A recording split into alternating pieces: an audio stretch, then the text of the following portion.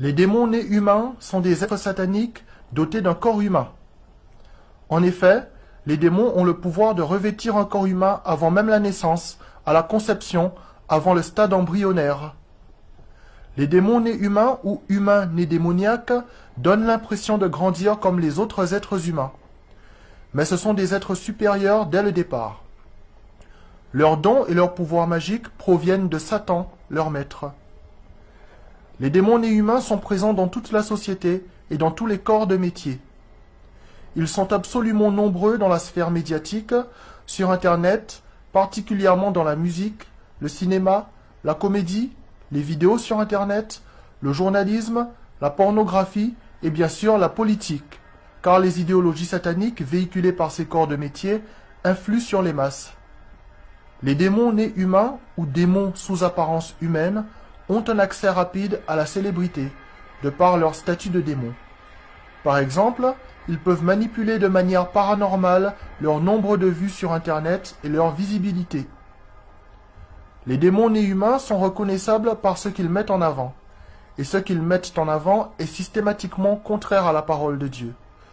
Déviance sexuelle, débauche sexuelle, pédophilie, alcoolisme, consommation de drogue, violence, amour de l'argent, starification, célébrité, vedette, star, people, ce qui correspond à de l'idolâtrie, contraire à la parole de Dieu.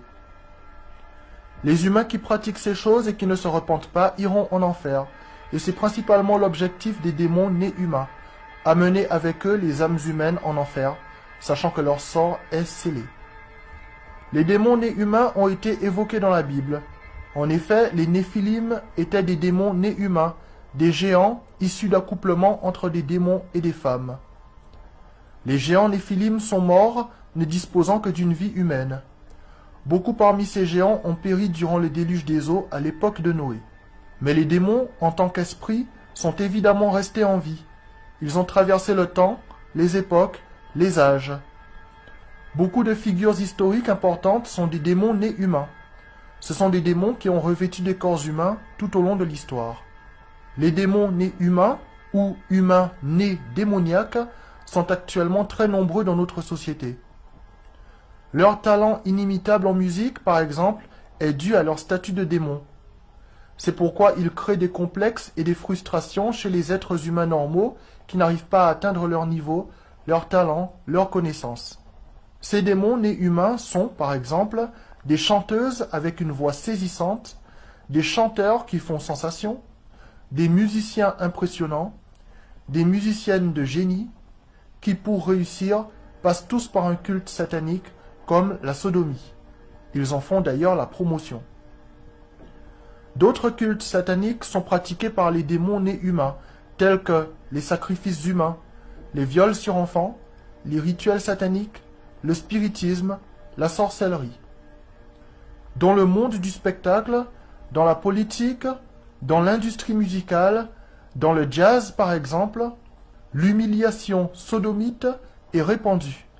Il s'agit d'un des cultes obligatoires rendus à Satan. Comme cela a été dit, les démons nés humains ou humains nés démoniaques sont des êtres sous apparence humaine qui créent la frustration chez les êtres humains normaux.